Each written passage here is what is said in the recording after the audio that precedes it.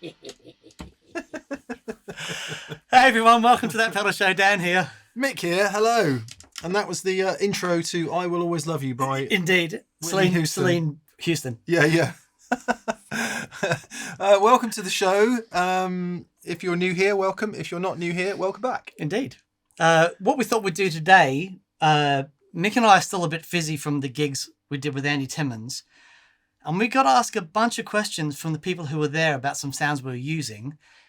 And there's some really fun sounds. So we thought we'd just take you through a bunch of them. Yeah, so what you'll see in this video is our rigs that we used on the last gigs and an explanation of how they come together. Before that, some housekeeping. Indeed. Thank you so much for watching. Please subscribe if you haven't subscribed. A massive thank you to our patrons on Patreon. And also a massive thank you to anyone that's gone to thatpedalshowstore.com and grabbed some merch, some hats and t-shirts and various accoutrements. Yes, it's the primary way we fund this show, so buying merch really helps us out. We've also launched a new brand of sorts called Effected, so check that out at That Pedal Show store as well. Beautiful. Nice. Okay. So then, Daniel, Dan didn't hold back on his rig, as you would imagine. As you've explained in previous videos and in chats we've had, it'd been a long time since either of us had really done any playing, so you weren't gonna, go out with a delay and an overdrive. No, that was not the plan. Also, the tunes that we decided to do were really pushing the edge of my capabilities. Yeah.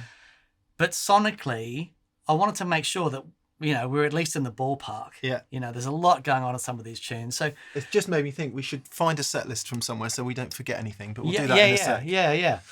I thought, let's go through a few of the our favourite things. That thing I did in the intro is basically how I built up the start of Shine On, You Crazy Diamond. Yes, we did the Pink Floyd track. Dan creates that loop. Over the beginning of Shine On, you hear the big keys pad.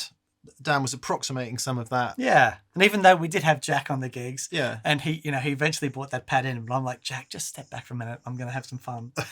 And that's just using the red Panda Tensor. Love that thing.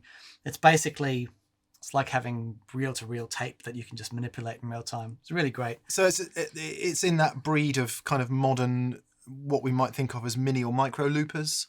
It'll take a little piece of what you've played and you can then manipulate that and create a pad with it. Yeah, it's a bit different than the granular looping. They've got the particle, which is their granular looper. The tensor is more like it's a longer loop, right? That you can, and then like you would on a tape machine, you can sort of flange it, or you can, just reverse it and all that stuff. Which is what you saw Dan doing. He was bending down, he was sampling a bit of what he was playing, and then he used the top left knob there to slow it down and speed it up. Yeah. Really cool. Yeah, it's great fun. Okay, so why don't we start from the basic? Because I guess if you're perhaps either newer or you don't use a complex board, a big board, this is going to look totally overwhelming. Sure. I'm going to say we'll do a diagram. I know this is going to take me hours, but we will do a diagram of Dan's signal path. But it starts with the gain stages, right? Yeah. We've got, let's see, the D&M Drive, and I use both sides for various things. And we've got the Page, which is a valve overdrive, the Dinosaural Cogmeister. This is a new discovery for me, and I love it. Now, underneath the board, I've got the Analogman Fuzz. Will stuff fall off if I do this? Yeah, it's a bit messy. What I'll do, we'll get some. It's very messy. So yeah, we've got the Analogman NKT Sunface and the LuxMaster from Reeves Electro, which is a treble booster. I've also got the Camoflange and the Diamond Vibrato underneath. You can see it's a rat's nest. Cobbler shoes. It's a cobbler shoes is what it is. Yeah. Looks pretty from the top though. Matt, so is that it? It won't go down?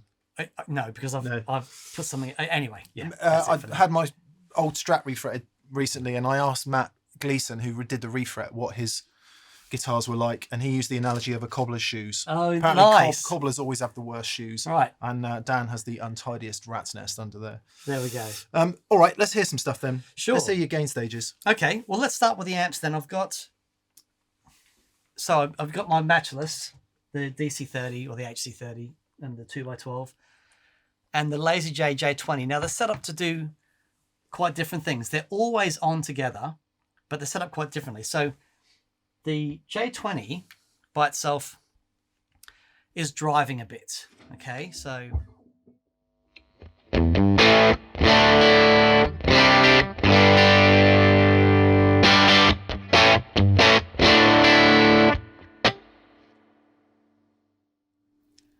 sizzly tweedy goodness. yeah, it's just fantastic. Yeah. That is, as a slight tangent, to me that is the archetypal tweed overdrive sound.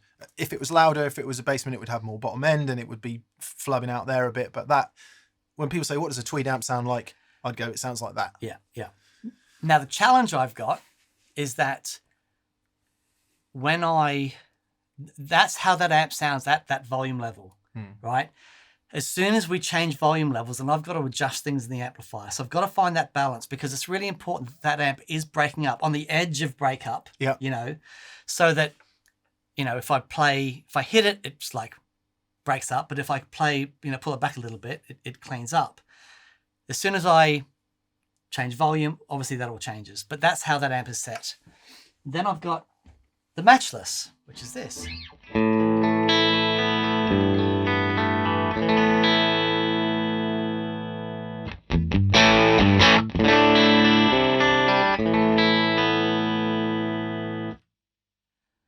So a lot more headroom. Yeah, right? The J's your transit van there, and the matchless is your 44 tonner. There you go. Yeah. And when you hit them together, it's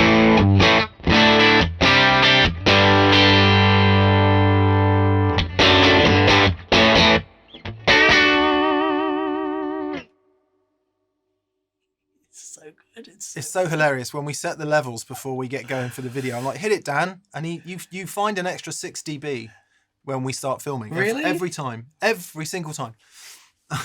It's a talent. It's a gift. Now, I'm not saying that it's the same, but there are commonalities there with the way... the thing that springs to mind for me is Brian May, and he uses his AC30s and the D key. Okay. It's not the same thing, right? But the commonality is the matchless is doing this huge...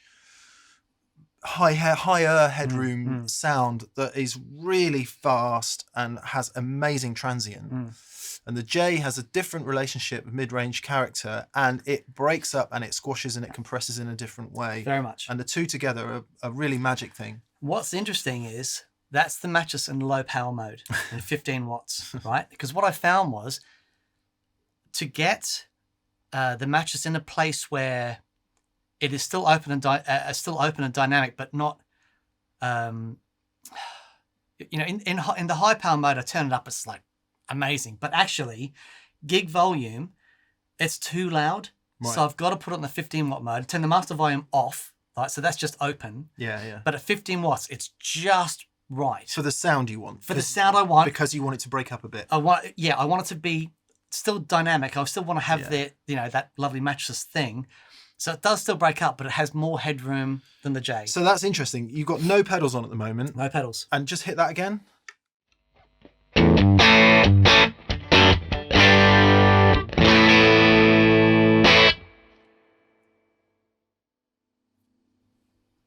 How do you get a clean sound out of that?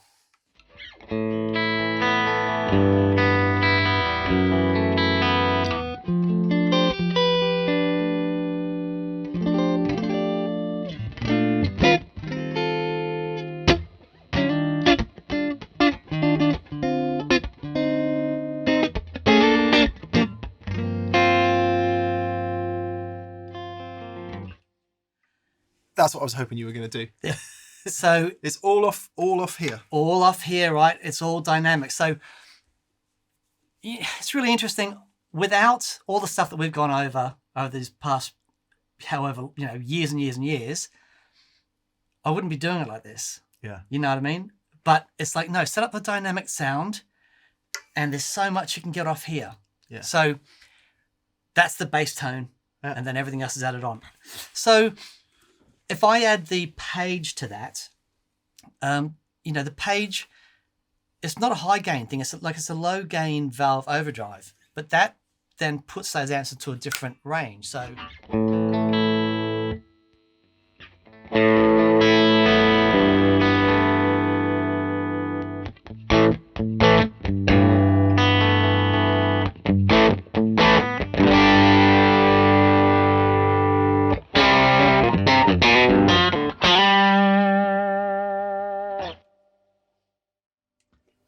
Oh man, that's magic. It is, and that's most of the night. The rhythm sounds, that's it. Yeah. Right. So, yeah, I'd say 80% of the stuff for this, a lot of the solo stuff and a couple of the heavier things, I'll go to the Cogmeister, which is this.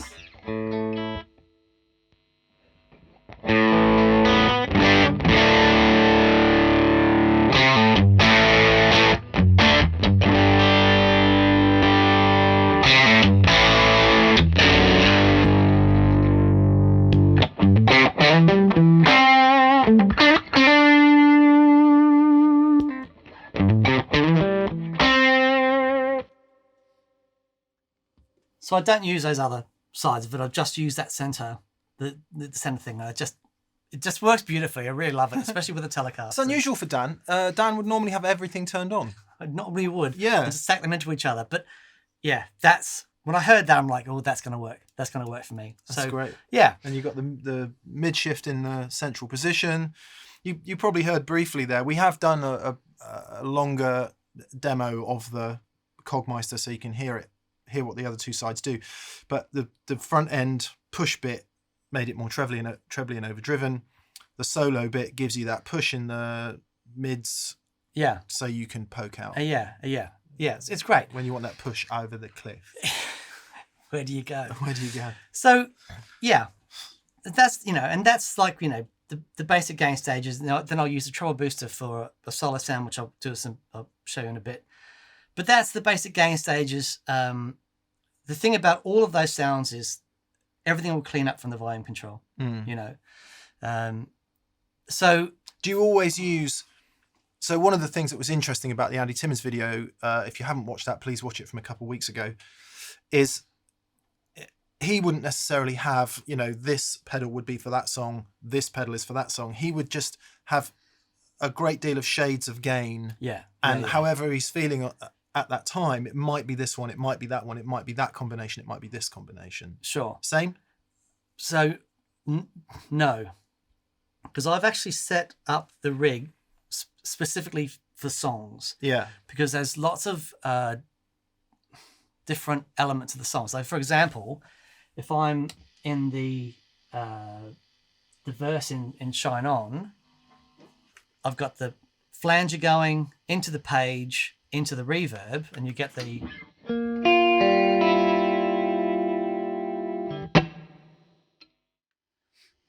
And it's a specific... And the Mercury7's doing your short room reverb? The Mercury reverb? set, exactly that.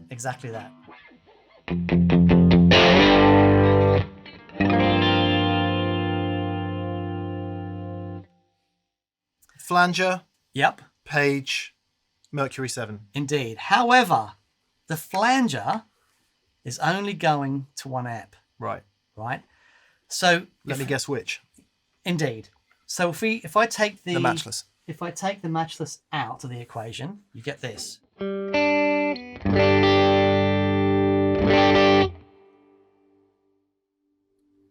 that's just the page, right? If I take the J out and put the matchless in,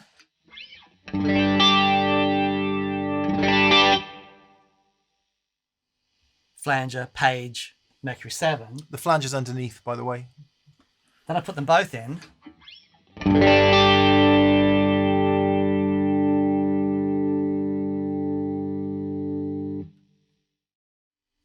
And that is basically my core tone for most things, is having the flanger in one side. In one side. So that's wet dry. Yeah. Yeah. But it can actually change depending on, because if I have the flanger in the matchless, I get more obvious flange. Yeah. But if I actually put the flanger in the J, it's a bit more subtle. It's sort of but like again, 80% of the time the flanger's on. I love that sound so much. Yeah, so that's a typical rhythm sound. But let's have a look at some fun stuff. So hang on, before we get gone out of the gains, right. There's a fuzz I haven't heard, and okay. I haven't heard the D&M Drive. Oh, okay. Right, so let's do this, and then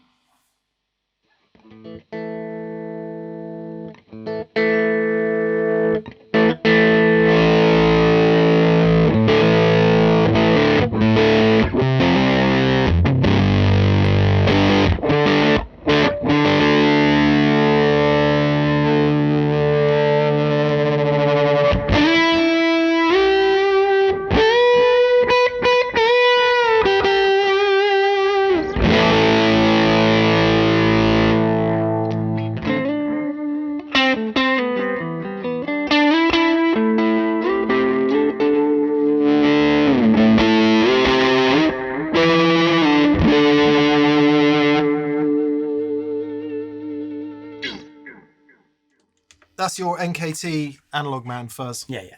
And it's... Well, then.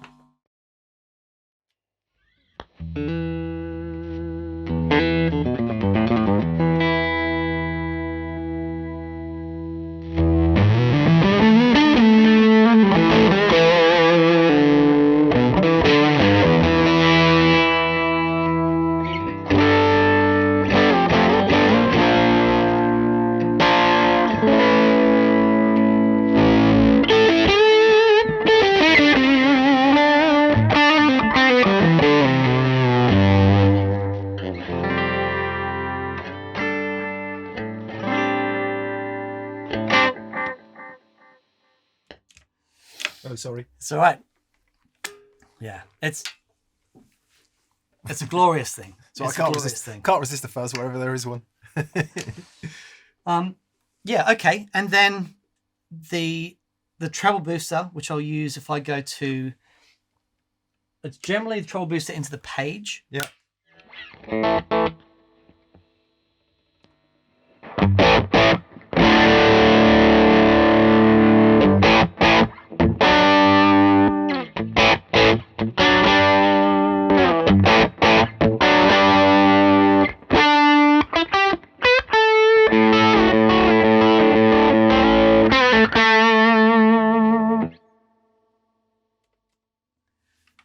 Sound of ages. It's just magic. It's just magic. That so the Reeves Electro LuxMaster. There's lots of lovely options in there. Yeah. But it's just like actually all the knobs up, everything at noon. It's just perfect. Yeah. And that really gives me everything I need. The D&M Drive I'll use actually using it a bit differently in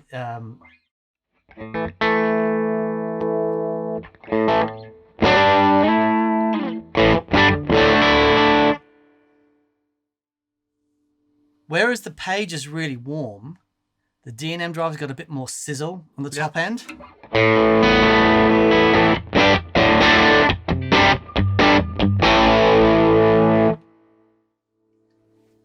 And that actually works really well under vocals. Yeah, right. The page is, middly and everything, and it's great. But I find sometimes if I just need a bit more grit, but less... Yeah. Thickness. That's interesting that, back to the shades of gain conversation, you'll see that on my board as well. I've got a whole separate pedal that is purely for lower volume overdrive sounds. Yeah. And that's exactly right. And that's what I'm using. Yeah, because if you turn my side on now, drive first, yeah, it'll get pretty loud, I would imagine. Yep.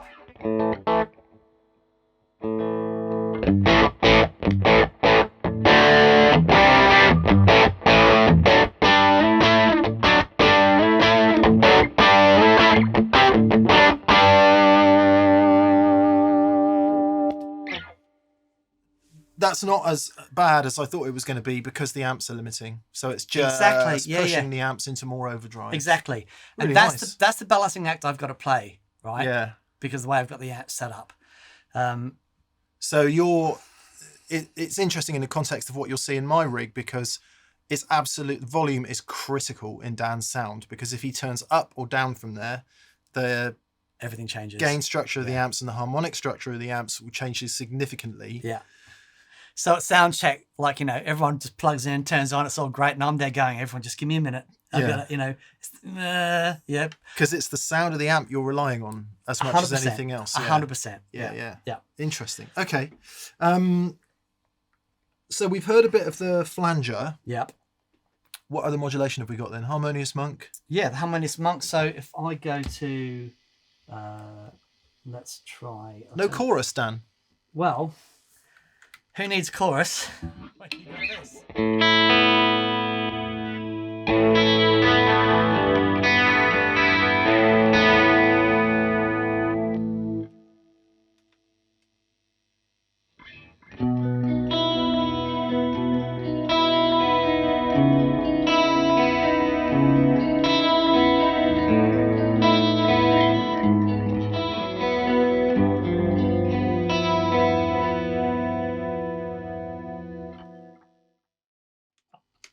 If you're confused at the moment, Dan, just give us the wet side of that, would you?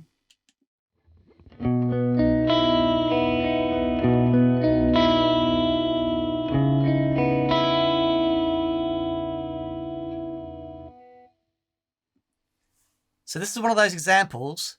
I'm actually sending the vibrato to the J. Okay. Right?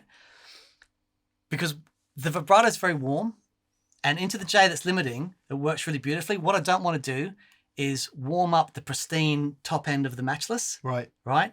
So by sending the vibrato into the J... Can you just play one note and let the people hear the pitch modulation?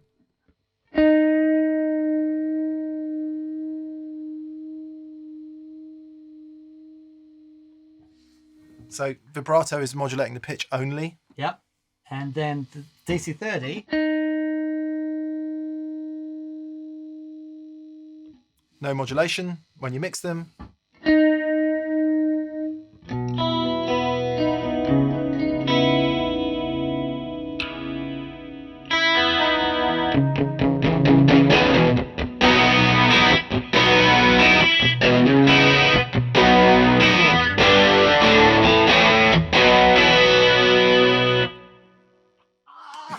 So that's real chorus. That's what's happening inside your chorus pedal. Yeah, yeah. Yeah. Oh, man, But Dan's doing it into two separate amps. Yeah. That is a magic sound. Isn't it beautiful? Yeah. So it's really lovely. yeah. And so whereas the flange gives a tiny bit of movement in one amp, the vibrato thickens everything up. Yeah. You know, that's really lovely. So yeah. delay and reverb to taste then. Indeed. And we'll maybe touch on those in a sec.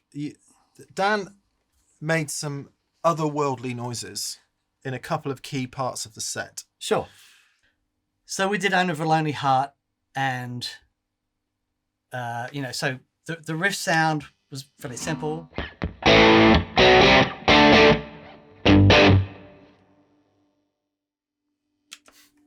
And you can hear, because I've got reverb and stuff on that. We're so going to get copyright struck for this video. Oh well, it is what it is.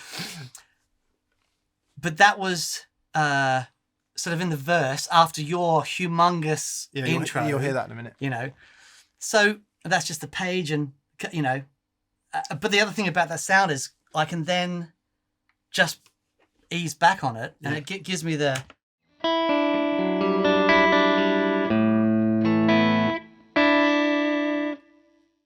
But there are moments where that clean, really, really affected sound under what you're playing is just.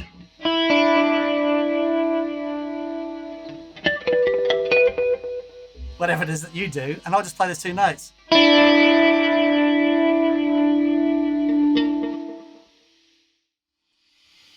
But the big thing about the song is the solo. Yeah, I wondered when we were going to get there. So, Trevor Rabin, first time I ever heard this, it just blew my mind. So Trevor Rabin's using a harmonizer. And what he's doing, it's quite simple. He's got his original sound, and then he's doubling it with a harmonized sound that goes up a fifth. All right, so I'll go to the solo sound, and then I'll just put on the direct amp without the harmonizer. Okay. Okay, so yeah.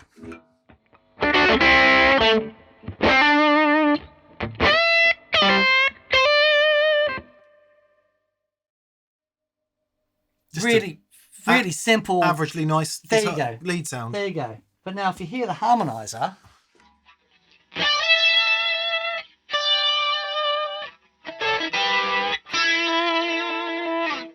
That is literally like nails down a chalkboard to me. Right, there you go. But hearing them on together. So you get.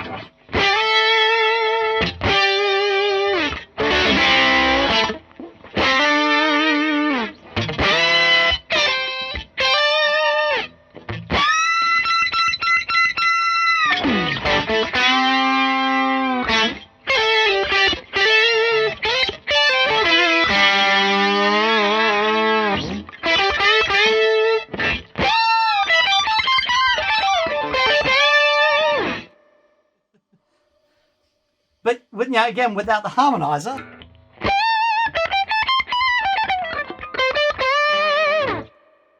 it's it's just a really simple. It was about 20 times louder than that at the gig. Oh yeah, Why is that? because I've turned it down a little bit to make it manageable. Okay. But that's when I listened to the harmonizer as well. I've heard people do it before and they just added a fifth. Yeah. And it's like there's something else going on there, and the harmonizing is being done on the H9, and I went in there and there's some other options like the model of the harmonizer that he was using, and I added a tiny little bit of upper octave as well, just like a 5%, just to give it a bit more sizzle. But the other thing is in the second half of that solo, so when he gets to the, he adds a big reverb on.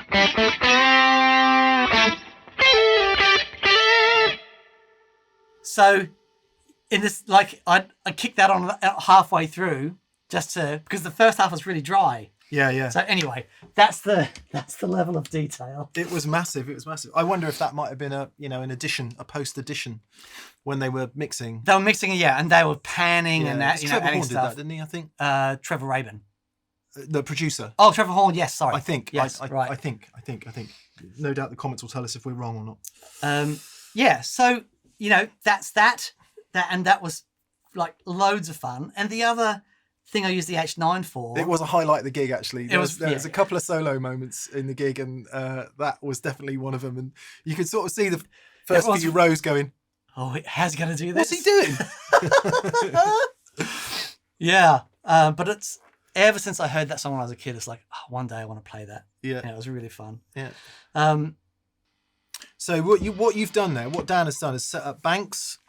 Each song is a bank. Yeah, exactly. So in G3 or in whatever, where you program your presets, you will be familiar with banks. And within banks, you can have a number of presets. So Dan has set up, for example, Hear My Trainer Coming as a whole bank. Yep. And then within that, your presets are the different sounds you require for the song. Yeah? Exactly. So I've basically set up 4 different presets for each song. And then I've still got access to throw anything else that I want. To your Stompbox mode on top. Exactly. Yeah. So the bottom ones is essentially the core gain sounds and anything that you don't want to have to turn on and off. And exactly. Any specific sounds that I've got to set up via MIDI with the delay and with the H9 that I need to just hit a button and go to. Mm. One of those being this, the intro to Hear My Trainer Coming. Now, it's a Hendrix tune. It is a Hendrix tune, yeah. But Mick wanted to incorporate the Doyle Bramall version of it. And when I heard the Doyle Bramall version of it, there's this intro, and it's just this sort of ethereal sort of stacking of semitones on top of each other underneath when the 12 string comes in. What we will have to, if we are going to do this, we're going to have to make sure the guitars are in tune. Okay, well, I'm in tune. Fine. But actually, it doesn't matter. It doesn't matter. It doesn't matter. If you haven't checked it out, it's Doyle Bramall 2, and the album's called Rich Man, and the last track is his version of Jimmy's Hear My Trainer Coming, and it is spectacular.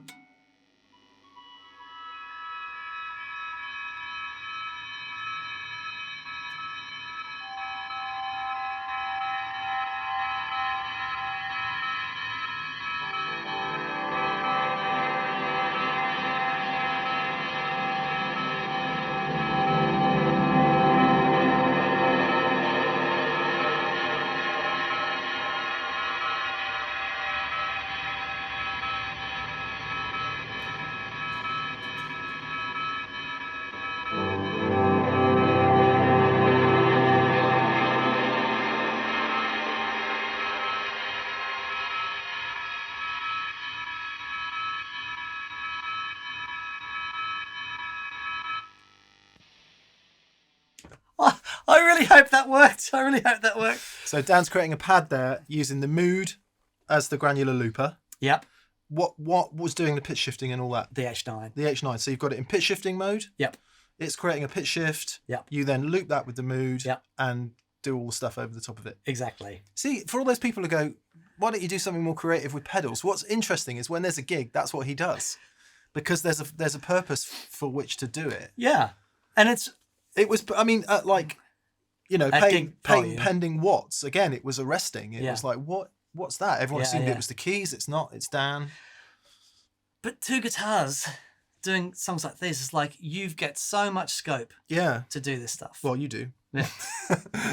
That would spin my head out doing that. That's really cool. What was there was another big effecty solo you did that had loads of fun on it. Have you got all the songs in the thing there? Yeah. That was track 3, Peg. You Dan played the solo to Peg. I'm not going to ask him to do it here. He absolutely nailed it. That was fun. The famous Jay Graydon solo. That's a lovely solo at the end. Go on, get your tone up for that. Right. So there's some really lovely stuff. So Tears for Fears, Everybody Wants to Rule the World. We did that, which is just a beautiful groove. And at the end, I know it's not all about the solos, but the solo sound in this was mega. It was loud. Yeah. Yeah. So props to Neil Taylor who played it. There's a great video on YouTube of him actually taking you through it. Yeah.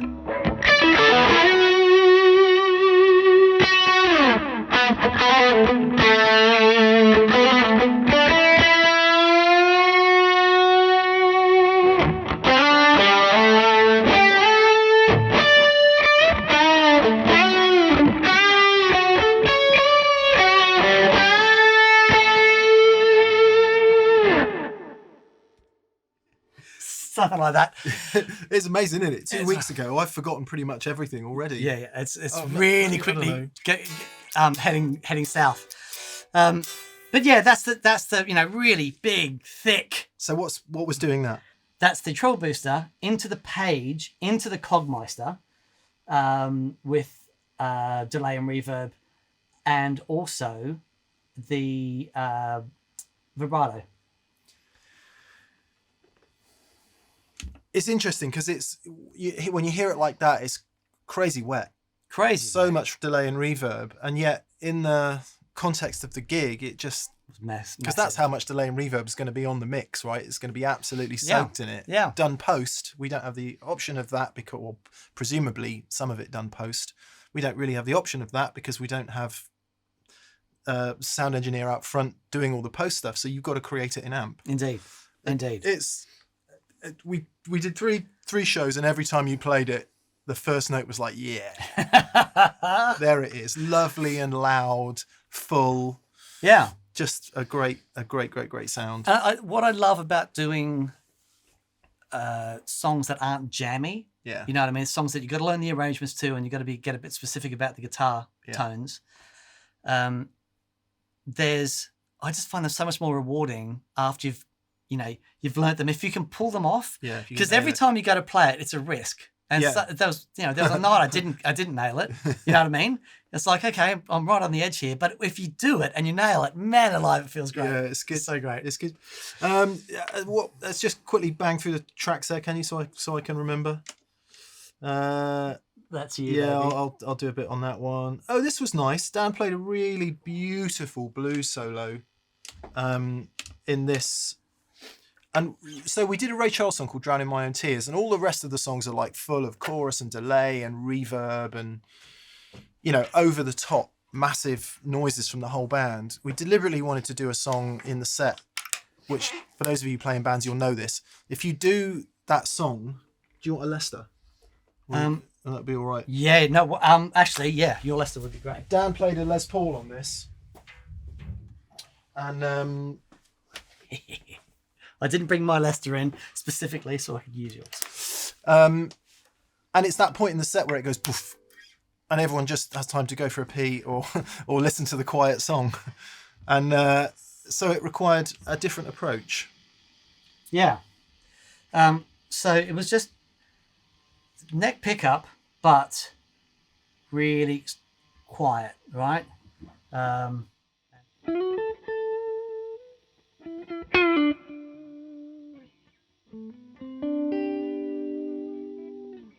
So your vibrato's on there? The flanger's on. Yeah.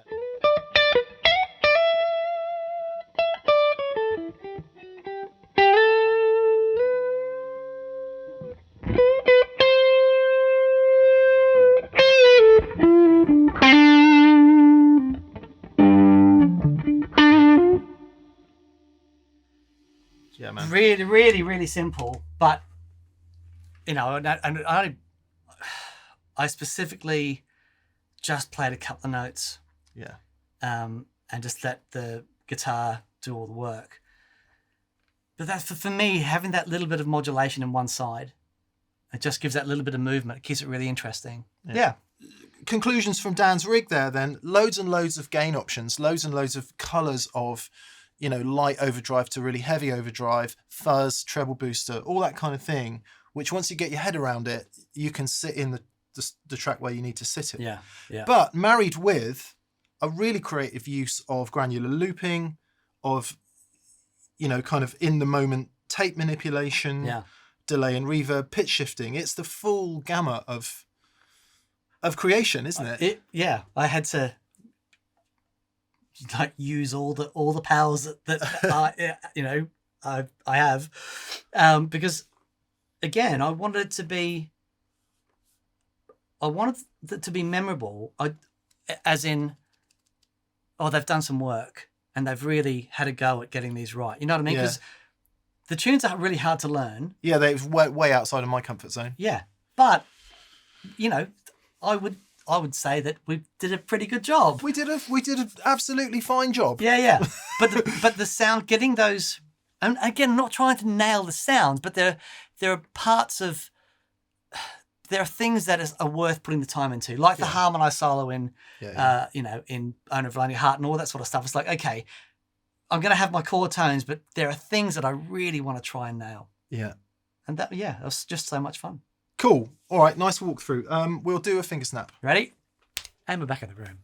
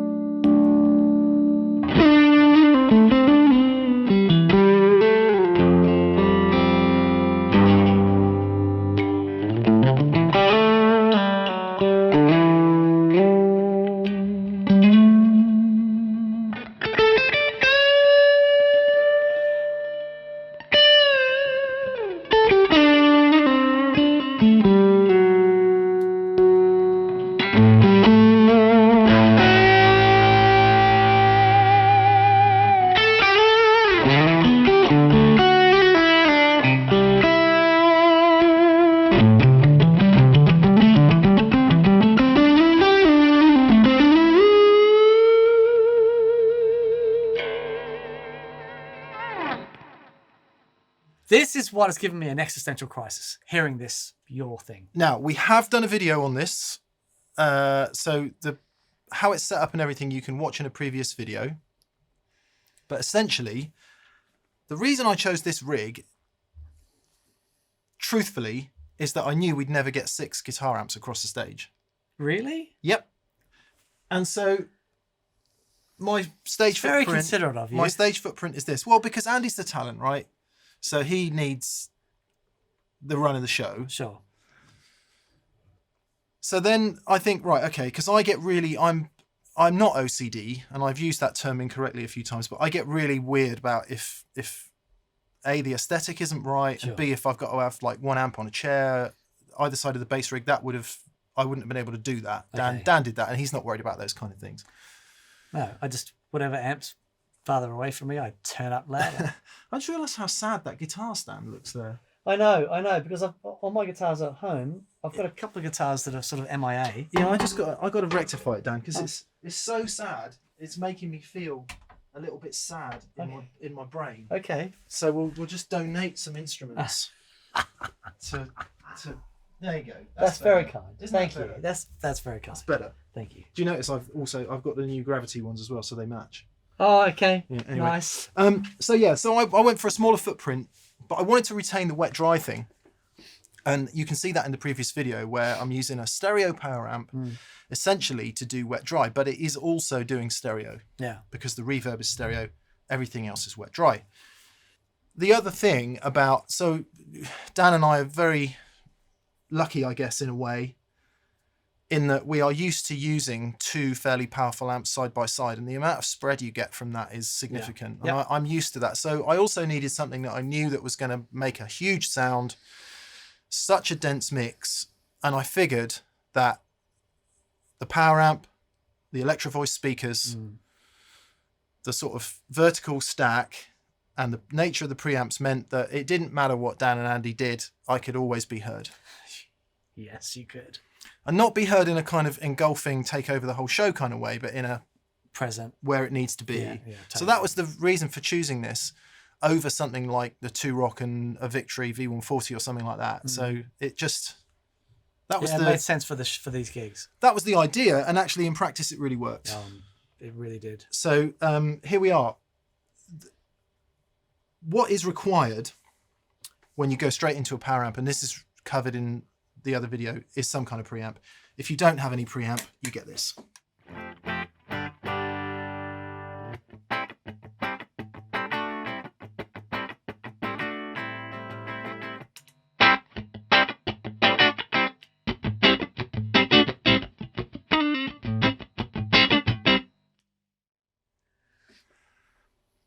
Boff. There you go.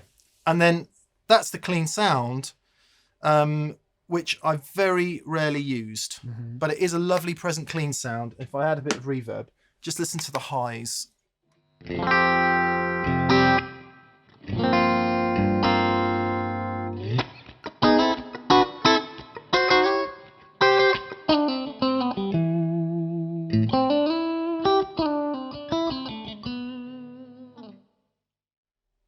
I think it's that clarity that is giving me this crisis. Yeah. Because it's incredible. Those of you who love clean sounds will know all about the transient of a clean note. It's all on the front and then it dies away immediately. When you're playing at this kind of volume, that gives you essentially a problem because it's so clean and so spiky and so full on that if you're hitting the guitar hard, take your head off. It takes your head off, and it's a little bit unpleasant to listen to, which as an aside is I think why lots of people use compressors with sounds that are that clean. Right. So it's rare I would use it that clean. I think there might have been one part in the set. Yeah, so let's leap in then, and probably the only, maybe 2 times I use that clean sound. One would be potentially the intro chords or the turnaround chords in Peg. Okay. So...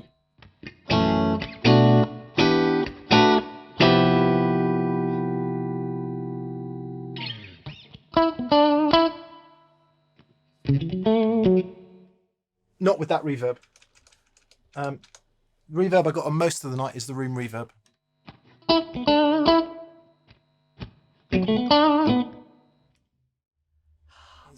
Farm things going on today. So that might be the only time I would use that clean sound. But what's amazing is you've 2x12 vertical cab. Yeah. But with that stereo reverb, it feels like I'm in the room. Yeah. It's really good. I'm not relying on the spread of stereo-ness. It's like I can't quite work out why that's happening. We've got everything today. We've got helicopters. We've got massive tractor trailers. Am I right so here? If you can hear that, yeah, you're right here. Yeah, well, it is said that line arrays have a better horizontal distribution than that is so interesting than horizontally arranged speakers. I don't know how true that is, but that's why line arrays work. Okay, so reverb to taste on that clean sound. I do use it with the Lester, which I'll get out in a sec.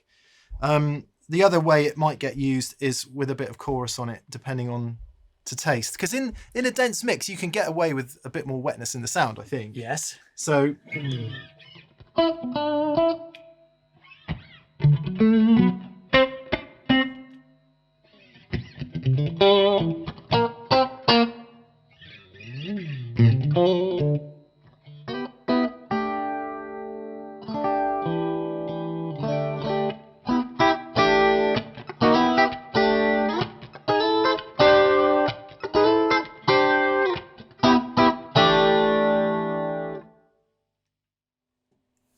Such an 80s clean guitar sound. Yeah, it's amazing. Now, as I said, that's quite hard work with the transient of it.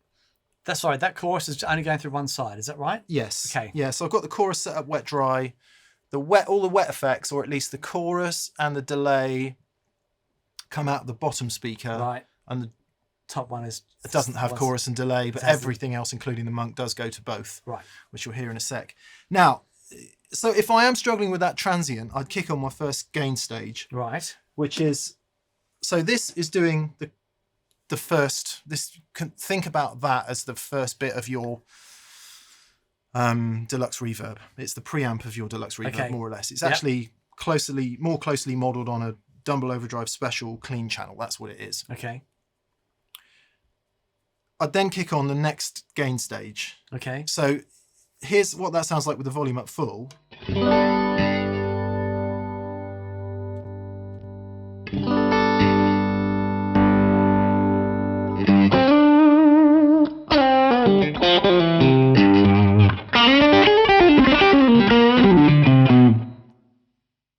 It's a really lovely sound.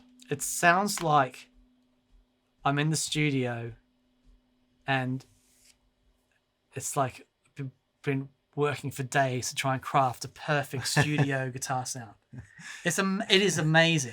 But a bit like Dan was demonstrating earlier, where he just hit the guitar a bit softer and back off the volume control a bit, I've got my second clean sound there. So.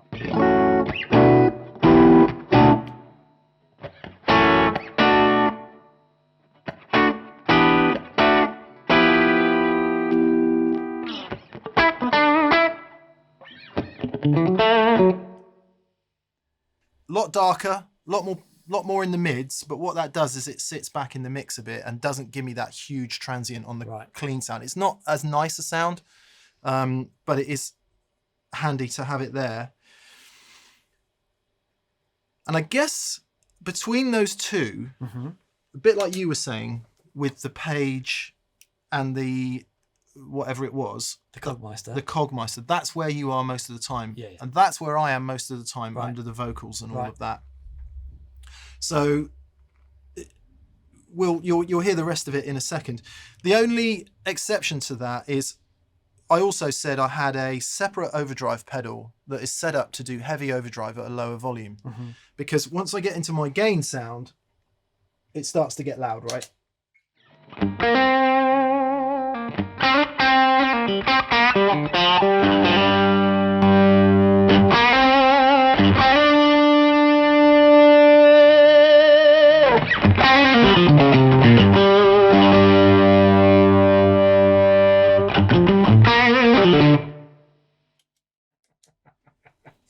So I was worrying the preamps there. You don't want to be doing that under vocals. So it depends who's singing. Do it under my vocal all day long. I'm definitely. I'm just going to take my glasses off. I'm definitely from that school of thought that says loud, louder, loudest. Sure. I'm not. Neither me nor Dan are from that school where everything is the same volume and the sounds are different. It's like no. Loud, louder, loudest. That's the old school way of doing it. Happy days. And it's no different than cranking your amp to 10 and loudest being volume on 10, louder being on 8. Right. Loud being on 6. So it's the same principle. So the HRM, you can see the Dumble theme. This is the Hot Rubber Monkey Dumble mod, supposedly. I'm just all about that sound at the moment. And I'd use this if I needed a heavier gain sound, but at lower volume. So.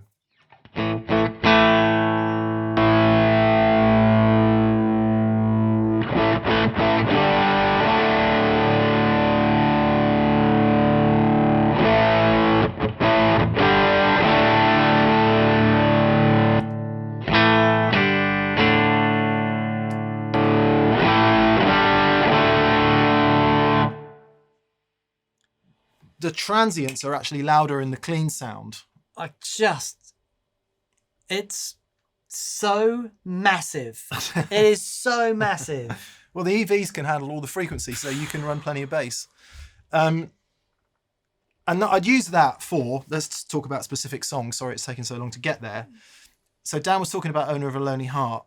If you listen to Owner of a Lonely Heart, what you hear on the front is one of the rhythm guitars plays the intro with a huge gain sound with loads of reverb. And I didn't nail it exactly, and then it cuts off after the third time and then the drier guitar sound comes in. Yep. So here's me reverb sound. Maybe even a bit more. And then we add that on the top.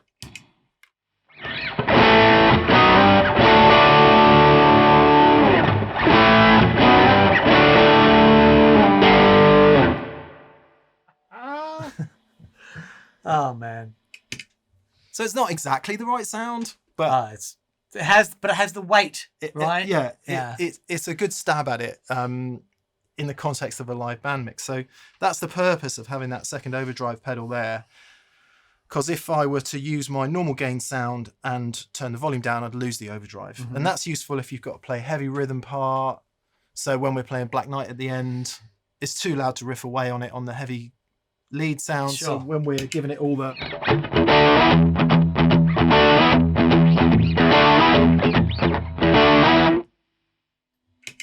Even on the Strat, that's an acceptable it's great. rock rhythm tone. So good. So that was that. We did a Pink Floyd song. We did Shine On.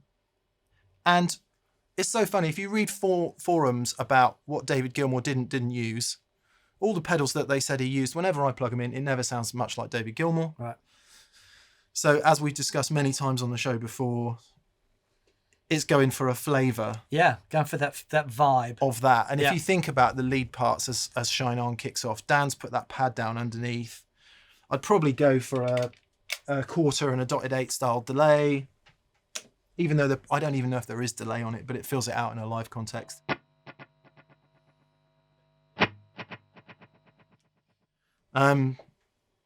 Just the standard quarter and dotted 8th, which is lots of people use it, not least Andy Timmons.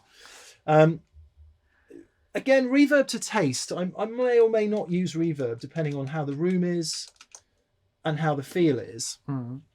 And then the gain part of this is really interesting because that first bend up to the tonic, I think it is G. Yeah.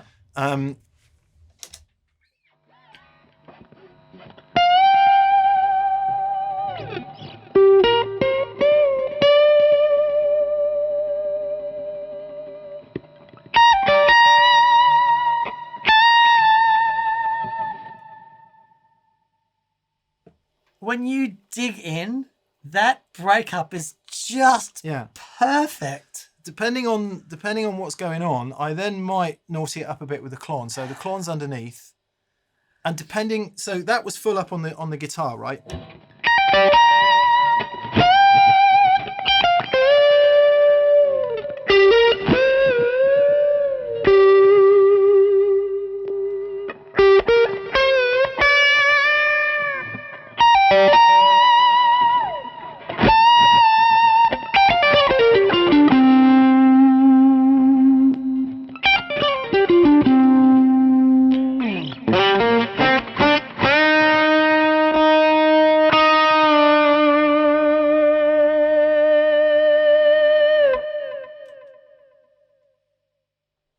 Probably more overdrive than David used. Man. But I think if you don't play as many notes and you can let it hang a bit, sometimes that extra overdrive is good for the harmonic content of what's going on. Yeah. So it's just wonderful. It's an example of what Dan was talking about and what Andy was talking about. And you've got these points of gain, and sometimes it might be too much and too saturated and you lose the dynamic of the note, and sometimes it's too clean and you're not really getting any sustain. So that's when you can you try and push a bit too hard, it's like it's not quite working, so having those dynamic elements on tap it's really great. And I think when you've got this kind of clarity going on, same in Dan's rig, same in Andy's rig, you can afford to have it really wet. And it doesn't, because of the wet dry nature of it, there's still enough clarity. And in a band mix, in a room full of people, that wetness is really good. Where it gets bad is if the guitar sound starts to get lost. So if you're drowning in your reverbs and delays, that's a problem. Sure. But I don't think that's a massive problem that we had. I think the guitar sounds were generally present and clear and audible. Yeah. Oh yeah. Big part of that is volume. Right. So that was the first song. and then obviously the bits and bobs of Floydy lead. And what's really nice about that is that with that kind of sound going from the bridge to the neck pickup, you really do hear the difference, because it's not swathed in gain. Yeah. Next song I think was Message in a Bottle. That's okay. I think we can go over that. Dan was doing that with the flangey sound on the. If you do play this song in your band, there's a harmony, okay, over the main riff. Learn it, and everyone goes, "Oh wow, I haven't heard that harmony for ages." Yeah. It's like 2 D 4.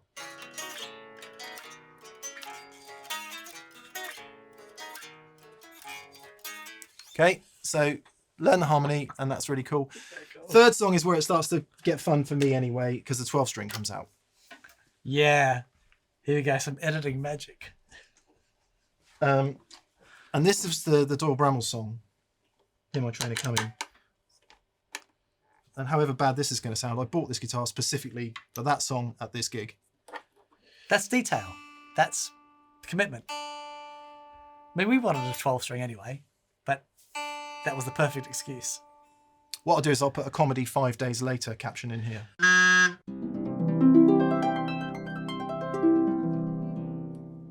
Close enough for pub band rock. You'll have seen, if you I've done a vlog on this guitar, and if you have seen that vlog, you'll have heard this sound. So it starts off, Dan lays that thing down. We'll try and do something clever in the edit, but I'll let you hear the sound first. On the record, it's Univibe. Right. Univibe sounds really killer, but I've run out of space on the board. It was also, because it's tuned down to D, right?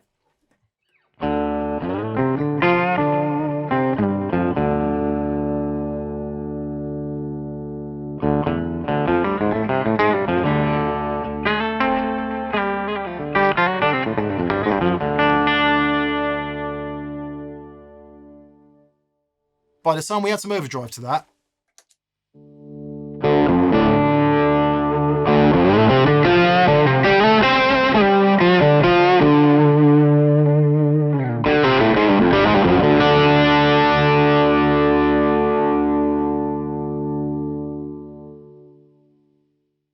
it starts to get pretty big, and then you add the Univibe and it was just too swampy. So I've gone with harmonic trem instead, and that then turns into this.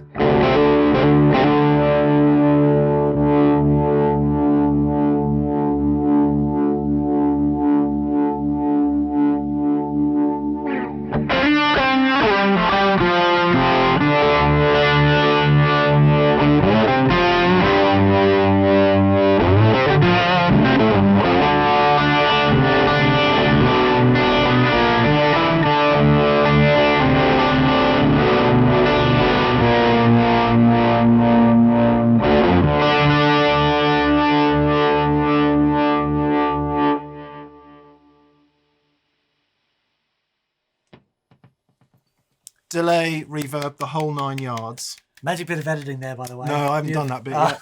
Okay. And then in the solo, obviously it gets really silly because then it goes to octave fuzz on a 12 string. So what we do then obviously is kick on the clon and the argo, and it just gets ridiculous.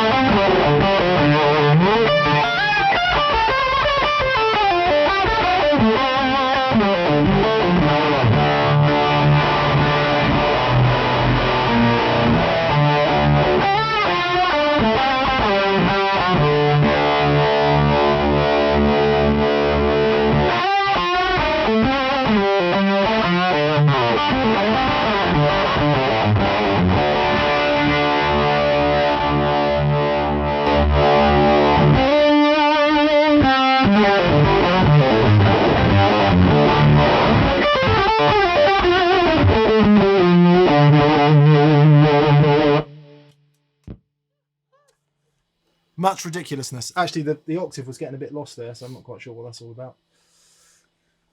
Totally ridiculous.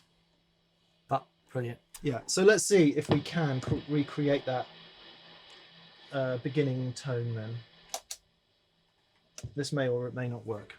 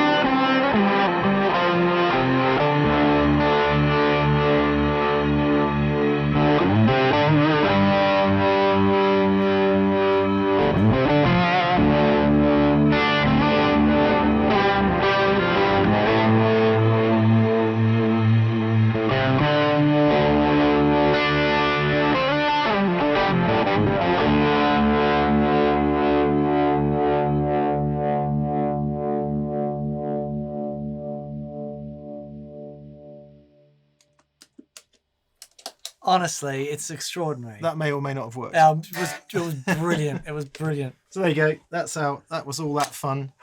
Boy, oh boy, that's just wonderful. Yeah, literally can never, ever, ever get that G string in tune. It is driving me a little bit insane. Like at the end, we were doing Watchtower. Oh, I've forgotten a pedal. Totally forgotten a pedal, Dan. Oh yes. It's just reminded me. I had that off to the side. Let's get a patch cable a minute. Incidentally, the HRM is my input, so the pedals in the loops are Klon is number 1, Right. Monk is number 2, Oh, okay. Preamps are number 3, Mm-hmm. Chorus is 4, Delay is 5. Delay 5, Reverb 6, Input Okay. 2nd. Right.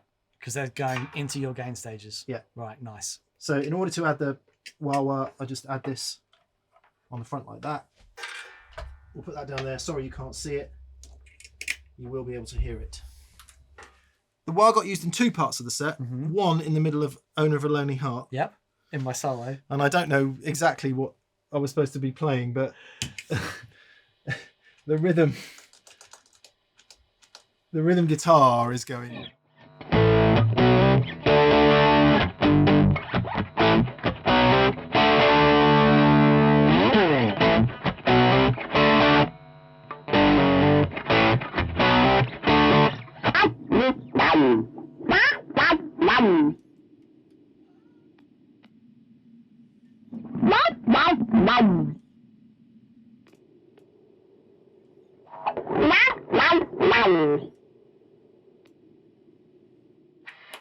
Sorry, just had to get the sweep of the wah right. Perfect. Something like that. It's a bit hard to wah when you're not stood up. The second time is we did All Along the Watchtower at the end. And I love this because Andy took the first solo and it was just brilliant. Then you came in with the wah bit and I was like, oh man, it was so bang on what I wanted to hear. It was lovely. So there's the bit in All Along the Watchtower where it breaks down and it goes to the 12-string slide down. I didn't have the 12-string on for it, so I just played the kind of...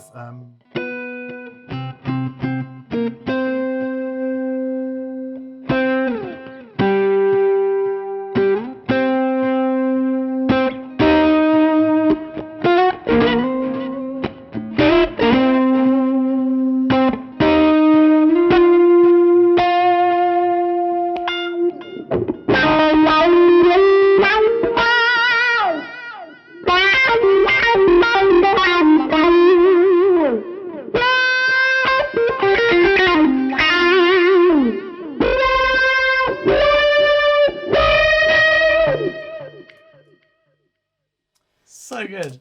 An approximation. Again, maybe a little bit too much gain, but in the heat of battle. Yeah, it was perfect. It was really great. Yeah, so really great. If you want to go for that sound, quarter note delay on the wah-wah, and then the... So that was pretty cool. That's the only time the wah-wah got used. Humbuckers then, I used the Leicester. Mm-hmm.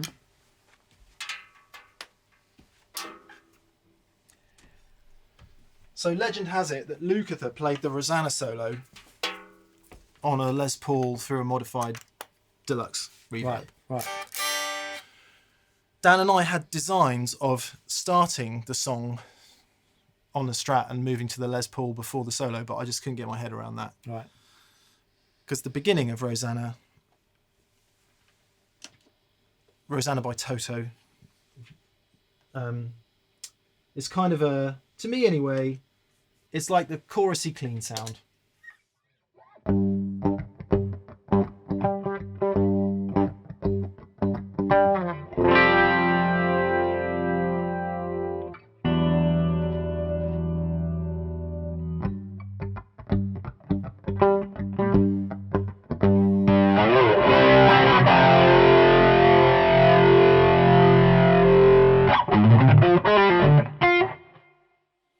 Now, you may well rightly argue the chorus is just too much.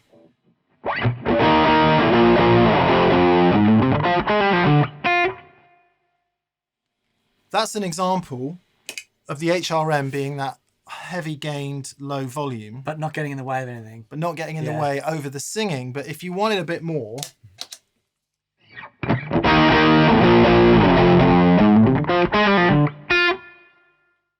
which is a much nicer sound. Sure. But it's kind of loud. Yeah. So then obviously you go through all of that, switching between the overdrive and the... But it might be that by now the song's going, it's actually okay to leave the Paso Doble on. Right, okay. And, you know...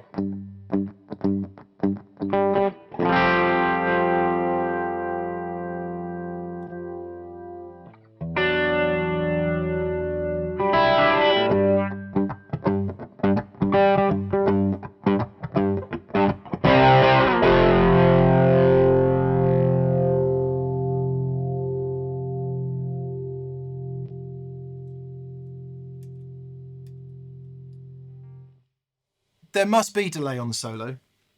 There must. I think out of the 2 nights I had it on one. I maybe used it on one. Of the solos? Of the solos, okay. Yeah. Because I don't actually know if there is a delay on it. Right. Because that's kind of too much, right? But anyway, so... Diddly diddly diddly, diddly diddly diddly diddly diddly diddly diddly. Jack plays a heroic version so of the keyboard solo. And then...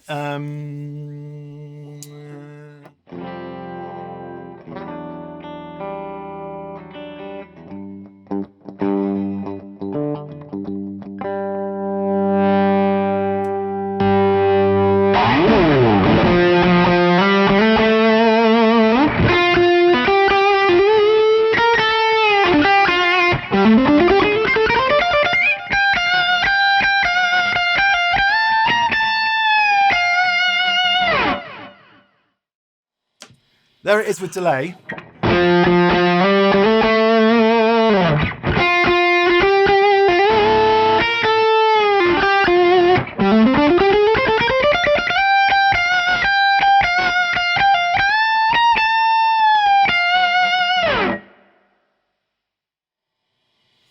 It's a monster solo. It's just awesome. I can't promise that they're exactly the right notes, but they're near enough. And it's such an arresting sound. It's loud, isn't it? It's perfect because that solo needs to be loud because it's so heroic. And that's just Maiden, Paso Doble, both. Well, the second.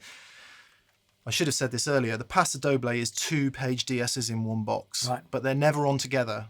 So all you've got is one set slightly less gain and one set slightly higher gain. So all it is a page DS. If for those of you who've got a page DS set with higher gain, is the sound you heard.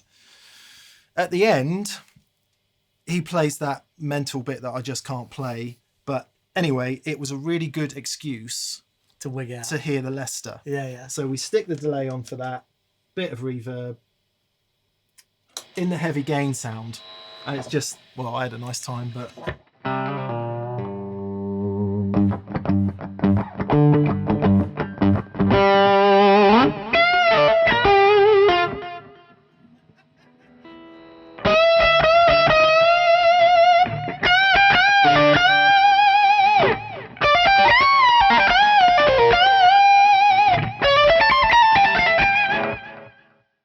That's the bit where I always fall over.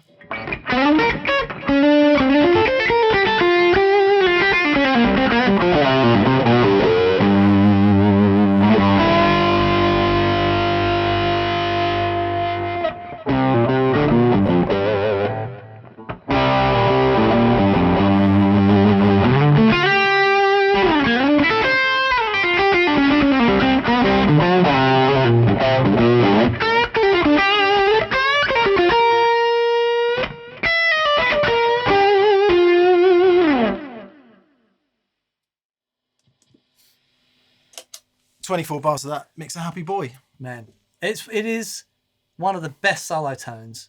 Like, I never remember 80s rack sounding that good. You know what I mean? It's the combination of the reverb is so epic and so detailed.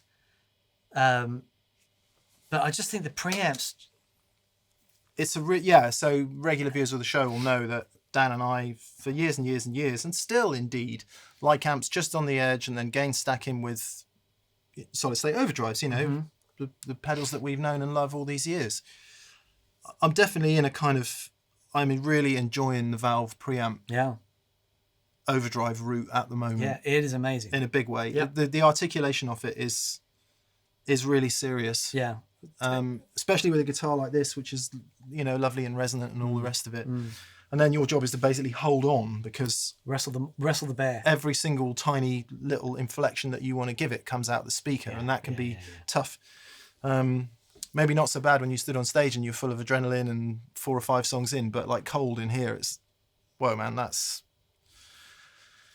it's awesome. That's pretty significant. And I think that's it. So where do we go from there? We go Rosanna, we go, oh yeah, okay. The Ray Charles song. Yeah. Sound I really love and that I really like to use. Back to the Strat. I use this Strat predominantly. I would have taken the old one, but it was in desperate need of a refret that it hadn't happened. So this one's the kind of second choice. And I also took the 70 as a spare. I actually use that in the encores because it's lighter sounding than this one. Right. And with 3 guitars on stage, it just sort of sat in a little bit better. This one sounds bigger than the 70. Right. So we played the Ray Charles song, which is a slow blues. Now, for a bit of semi-authenticity, there's no guitar on that record, by the way, so we're guessing.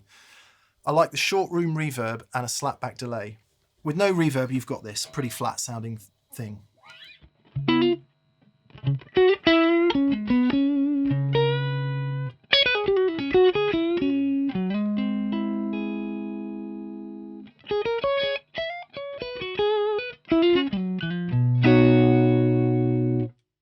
Just add a bit of room reverb to that.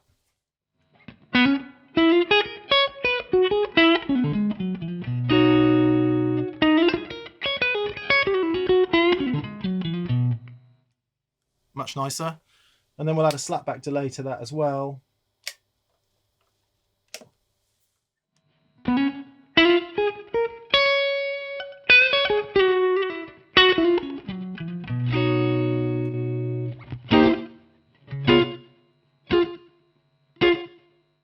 It's almost imperceptible.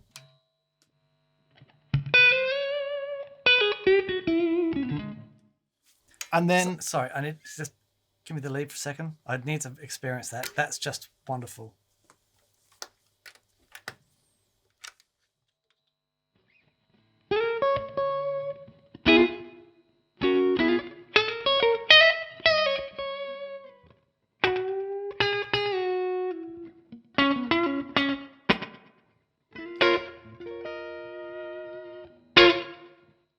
So, stay there. As we were saying earlier about the transient of that note, I've then got 2 ways to round it off a little bit to give you a bit more. Right. Give a bit more love under the fingers.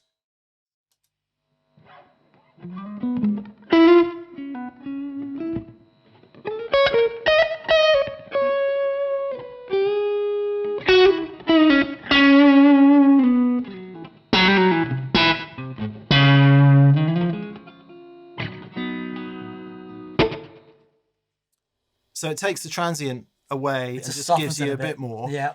Or the clon.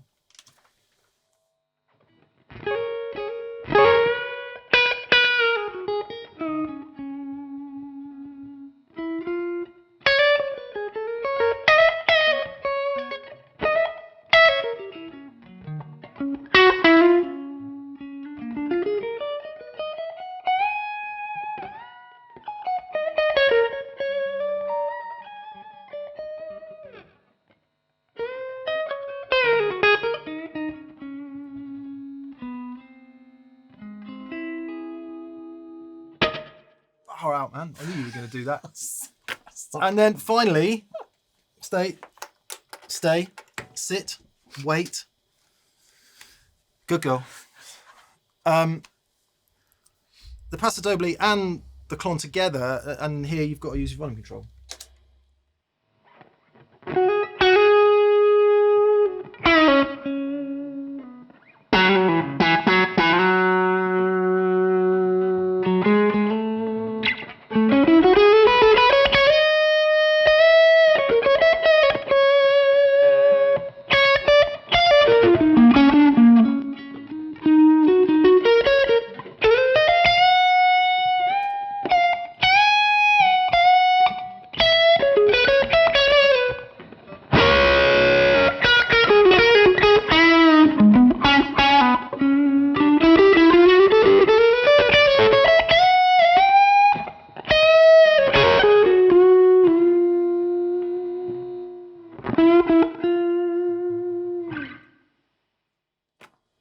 Wow.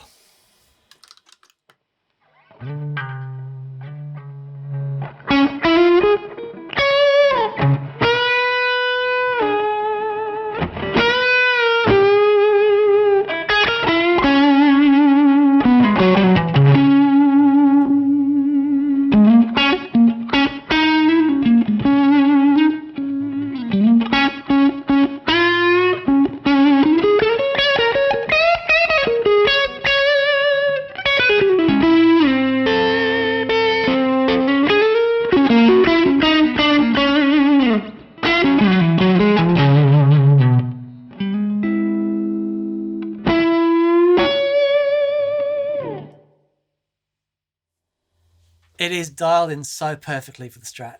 It sounds like a voice. It's beautiful. But that's the thing, right? People say, how can you just have a Strat and then have a Les Paul and not have to change anything? Right.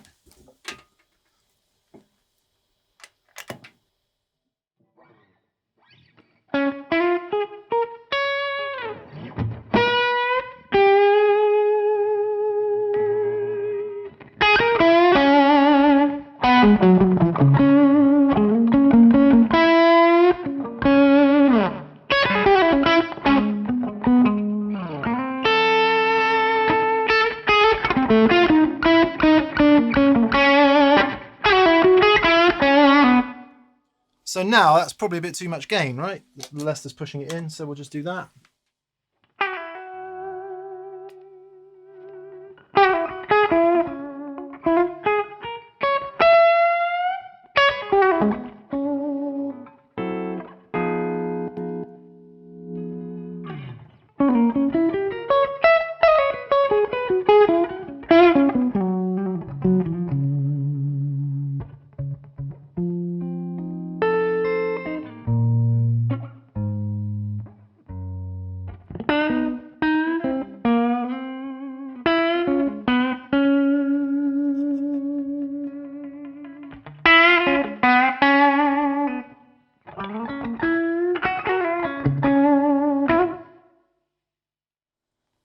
Dive around the guitar a bit, dive around the gain stages a bit, and you just find the place where the voice of that guitar comes out. Sorry, I was in about 8 different keys there.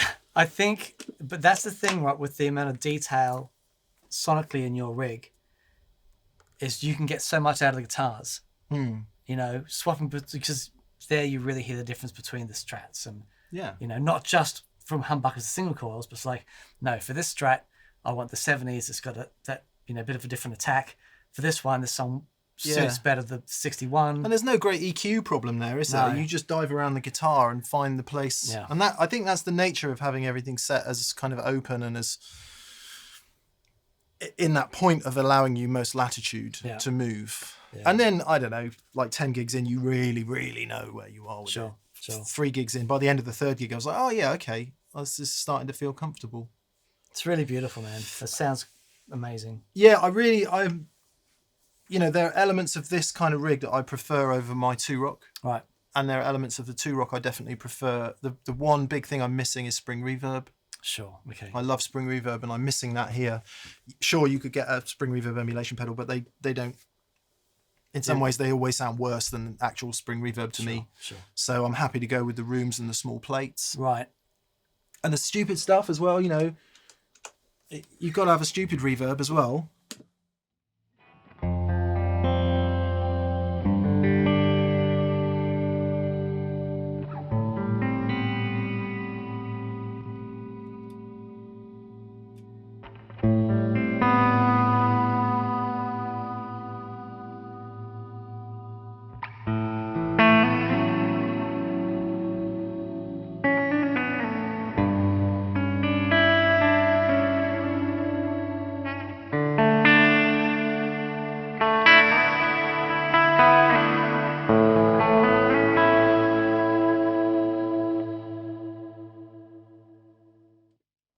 You're like, where on earth would you ever use that in the set? But it's surprising. Yeah. Quiet yeah, bits. You just hit a chord, let it go. Yeah.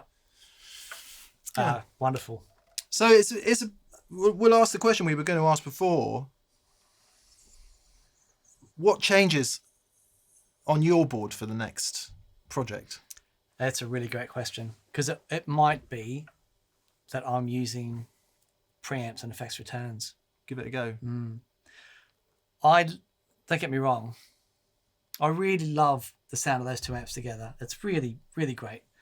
I don't have the level of control that you've got. Like, so for your rig, if you need to be quieter or louder, you can just turn that up or down. Yeah. And it's really consistent. It is consistent. There is a sweet spot. Yeah. But actually, you can go significantly quieter and louder and not lose too much, actually. Yeah. So if I turn down, my gain structure is completely different. And that's quite tricky. But I think for the next bunch of gigs that we do, I do have some experimenting to do. That the CXM just sounds so glorious. And I'm using... so the reason I've got the Meris on there, Mercury7, yeah, and it's really beautiful. And obviously Meris have done the algorithms in the CXM, but I think I thought I'd be using more modulated, more shimmer type reverbs, and I'm not. So I'm thinking I'm going to go back to having that on my board. Yeah. It's just extraordinary. For me, it's about the UI of that. So as you can see from my board with bits of tape with stuff written on, I can't do what Dan does. I can't deal with presets, because if it's not absolutely WYSIWYG at the moment I'm looking at it, I'm stuffed. Right. And my brain just, I lose concentration on singing. I lose concentration on trying to play the song. And I've got this, I guess I could learn, but at this point in my life, I just need it on off.